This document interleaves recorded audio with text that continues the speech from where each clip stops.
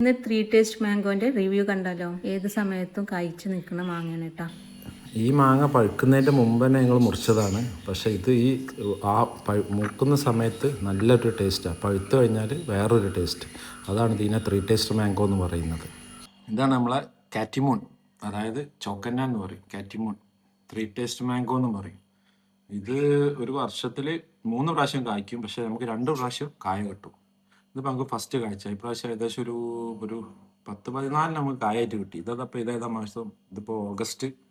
ഇന്ന് 7-ാം തീയതി 8-ാം തീയതി കണ്ടോ? ഒരു പുഴുക്കേടോ ഒന്നുമില്ല. നല്ല ഫ്രഷ് മാംഗോ, നല്ല ടേസ്റ്റും ഉണ്ട്. ഓവർ മധുരമില്ല. ഏകദേശം ഒരു 18-17 ബ്രിക്സ് ഉണ്ടാവും മധുരം.